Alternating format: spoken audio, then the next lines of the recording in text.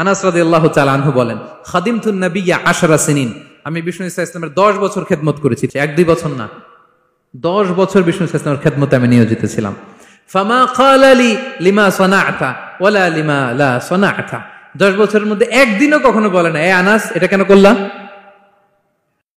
এই আনাস এমনটা কেন হলো, এটা কেন করলা না, একদিনের জন্য বলে নাই। কেন এটা করছো, কেন এটা করো নাই, এরকম কোনো প্রশ্ন আমাকে কোনোদিন করে নাই। সুবহানাল্লাহ।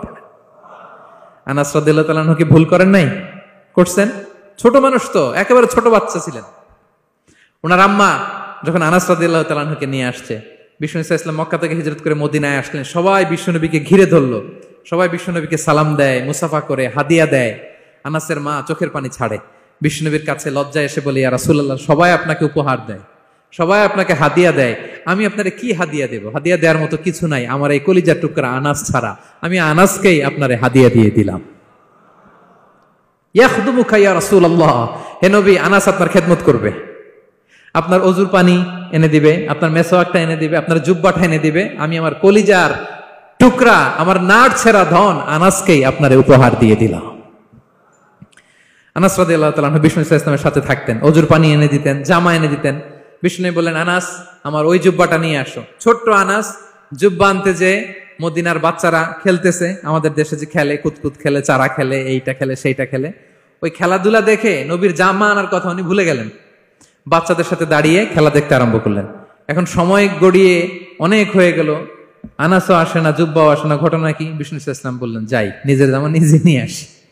তো বের হলেন, যে দেখে সর্বনাশ, আনাসকে পাঠাইছি জুব্বা আনতে, আনাস দেখি এদিকে খেলার মধ্যে মগ্ন হয়ে আছে। বিষ্ণু ইসলাম কি নিজে নিয়ে আসি।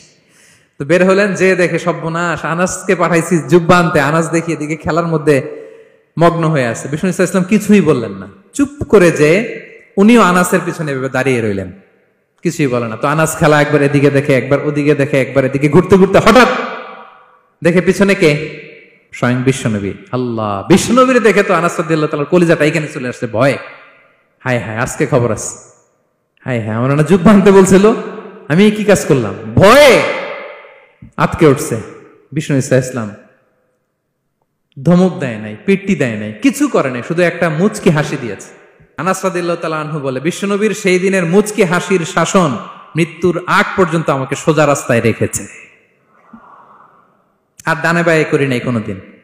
তার মানে শাসন করতে জানলে ব্যাত মারা লাগে না, শাসন করতে জানলে গায়ে হাত তোলা লাগে না, শাসন করতে জানলে মুচকি হাসি দিয়েও শাসন করা যায়, ঠিক কিনা বলেন?